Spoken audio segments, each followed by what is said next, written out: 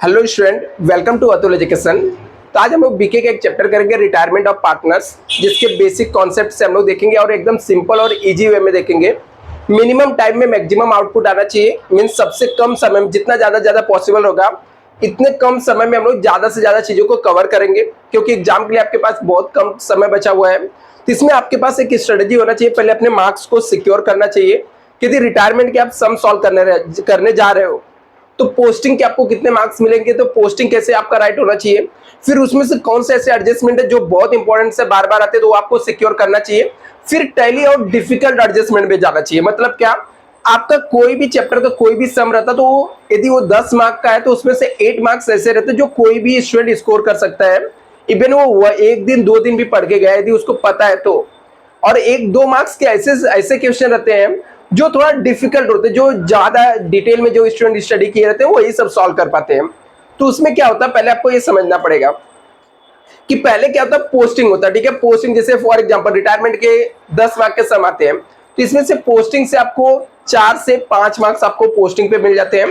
फिर आपको 4 मार्क के 4 एडजस्टमेंट किसी भी सम में दे देंगे, 8 मार्क्स हो जाता है। 2 मार्क्स आपके टैली अदर पे आ जाते हैं। तो सबसे पहले हम लोग पोस्टिंग सीखते हैं। यहाँ पर पहले रिटायरमेंट का मैं आपको बेसिक कुछ चीजें बता देता हूँ। यहाँ पर अभी हम लोग को ये एडमिशन, रिटायरमेंट और डेथ, ये तीनों पार्टनर, तीनों चैप्टर जो है एक दूसरे से इंटर रिलेटेड है और एक ही जैसा होता है। मतलब क्या, तीनों में कॉमन क्या है, तीनों में पहले से पार्टनर्स होते हैं और एक में नए पार्टनर के आने की वजह से पुराना जो एग्रीमेंट रहता है, पार्टनरशिप रहता है, उसको हम लोग क्या करते हैं, रिकंस्ट्रक्ट करके वापस से नए तरीके से बनाते हैं। रिटायरमेंट में भी सेम कंडीशन होता है, पहले से एक पार्टनर जाता है, उसके जाने की वजह से हम लोग रिकंस्ट्रक्ट करके वापस हम लोग बैलेंस शीट अदर थिंग जो भी रहता है हम लोग प्रिपेयर करते हैं। और डेथ में भी होता है। इससे ये पता चलता है कि यदि आपको एडमिशन ऑफ पार्टनर का या डेथ ऑफ पार्टनर या रिटायरमेंट ऑफ पार्टनर, तीनों चैप्टर में से कोई भी एक चैप्टर आपको आता है, दूसरा चैप्टर आपको 80% आ गया समझ जाओ। यदि एडमिशन आपको आता है तो रिटायरमेंट आपको समझो आ गया, सिर्फ उसमें एक दो एडजस्टमेंट ही आगे पीछे रहते हैं। तो यहाँ पर क्या होता है, बस यहाँ पर जैसे यहाँ पर देखते हैं पार्टनर्स की बात करते हैं, तो पार्टनर्स का मतलब होता है जहां पर मिनिमम 2 लोग होते हैं। अभी मिनिमम 2 लोग की बात हो रही है, यहाँ पे 2 लोग की सिर्फ बात नहीं करेंगे हम लोग, यहाँ पर हम लोग 3 लोग की बात करेंगे। जैसे for example A mister A है और ए मिस्टर बी है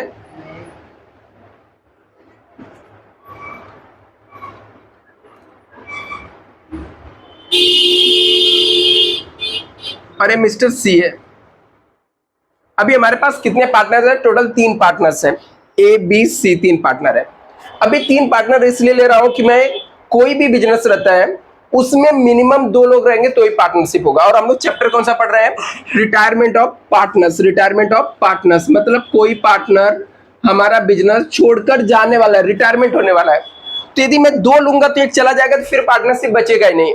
इसलिए मैं एग्जाम्पल के तौर पर यहाँ पे 3 लिया। 3 में से यदि मान लो सी चला गया तो बचे हुए 2 पार्टनर बच गए। तो जो पार्टनर छोड़ के जाता है उसे हम लोग रिटायर पार्टनर बोलते हैं, रिटायर पार्टनर बोलते हैं। और जो पार्टनर यहां पर रहते हैं उनको हम लोग कंटिन्यूअस पार्टनर्स बोलते हैं, कंटिन्यूअस पार्टनर। अभी जब एक पार्टनर्स जाता है, एक पार्टनर बिजनेस छोड़ के जा रहे हैं, तो ऐसे में हम लोग क्या करते हैं, असेट्स एंड लायबिलिटीज को रीवैल्यूट करते हैं। असेट्स एंड लायबिलिटीज को क्या करते हैं हम लोग, रीवैल्यूट करते हैं। रीवैल्यूट करना मतलब होता है वापस से नया वैल्यू लाते हैं हम लोग। जब न्यू वैल्यूएशन करते हैं हम लोग, न्यू वैल्यूएशन करते हैं, तो इसमें क्या होता है, या तो असेट्स का प्राइस बढ़ता है या तो कम होता है। ऐसे लायबिलिटीज का या तो प्राइस लायबिलिटीज बढ़ जाता है या तो क्या होता है, कम होता है। तो ये सबको रीवैल्यूट करने के लिए हम लोग एक नया अकाउंट ओपन करते हैं जिसका नाम रहता है रीवैल्यूएशन अकाउंट। से हम लोग एडमिशन ऑफ पार्टनरशिप में भी ओपन करते थे। ऐसे ही जब पार्टनर जाता है तो पार्टनर पूरे बिजनेस में कई सालों से काम करते रहता है। मतलब ये मान लो यहाँ पर सी है, ये बिजनेस में मेरे कई सालों से काम कर रहा है, तो इसको जब रिटर्न जाता है, जब ये रिटर्न जा रहा है, बिजनेस छोड़कर जा रहा है इसको, तो इसने जो पैसा बिजनेस में इन्वेस्टमेंट किया रहता है उसके कैपिटल का अमाउंट हम लोग देते हैं इसको, प्लस इसके गुडविल का यदि चाहिए तो गुडविल का पैसा हम लोग देते हैं, plus assets and liabilities revalued होने की वजह से जो प्रॉफिट हुआ रहता है उसको हम लोग रिवैल्यूएशन प्रॉफिट बोलते हैं।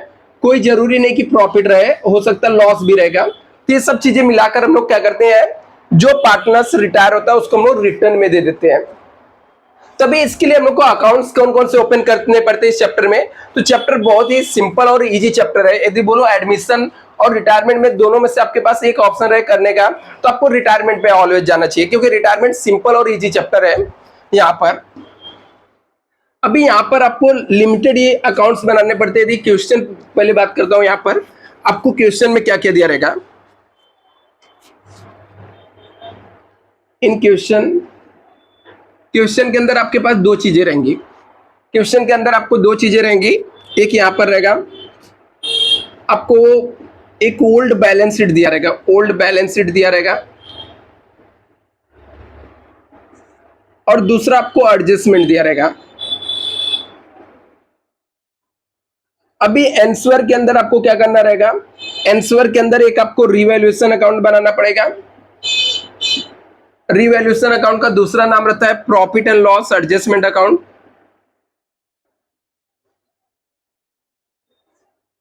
दूसरा यहां पर आपको पार्टनर्स कैपिटल अकाउंट्स बनाने पड़ते हैं।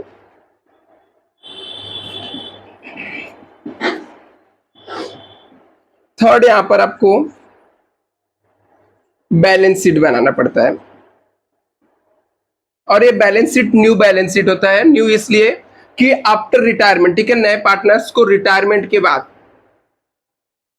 आफ्टर रिटायरमेंट ऑफ पार्टनर,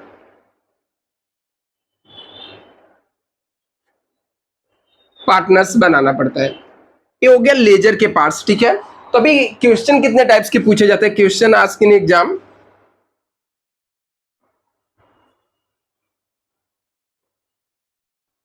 दो चीजें पूछा जाता है।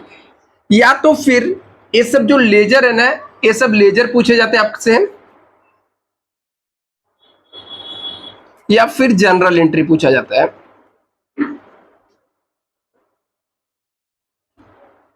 ये दो चीजें यहां पर पूछी जाती है। तो बेसिकली बहुत ही सिंपल चैप्टर होता है। तो क्वेश्चन में दोनों चीजें दिया रहेगा, बैलेंस शीट दिया रहेगा, और हम लोग को बैलेंस शीट बनाना है। तो कैसे बैलेंस शीट में से कैसे आइटम ट्रांसफर करना हो मैं आपको बताने वाला हूं, ठीक है। नेक्स्ट, उसके बाद इसके अंदर क्या आता है, इसके अंदर यदि असेट्स इंक्रीज हुआ तो जितने से इंक्रीज हुआ रहेगा वो आएगा, असेट डिक्रीज हुआ वो आएगा, लाइबिलिटीज इंक्रीज हुआ वो आएगा, लाइबिलिटीज डिक्रीज हुआ ये आएगा, ठीक है। किसके अंदर, रिवैल्यूएशन के अंदर। पार्टनर्स के अंदर अंदर क्या आता है, पार्टनर्स का कैपिटल आता है, कैपिटल, और किसी भी तरीके का रिजर्व कोई रहेगा, और भी कुछ यदि इनके ट्रांजैक्शन हुए रहेंगे तो ट्रांजैक्शन आएंगे। मतलब चैप्टर हम लोग बोल सकते हैं एकदम सिंपल और इजी वे में है। तो मैं सबसे पहले स्टार्ट करूंगा, आपको पोस्टिंग बताऊंगा कि कैसे आपको पोस्टिंग करना है, उसके बाद कैसे आपको इसको प्रिपेयर करना है, वो सब चीजें मैं आपको सिखाता हूं। तो एक बार इसे आप लोग नोट डाउन कर लो।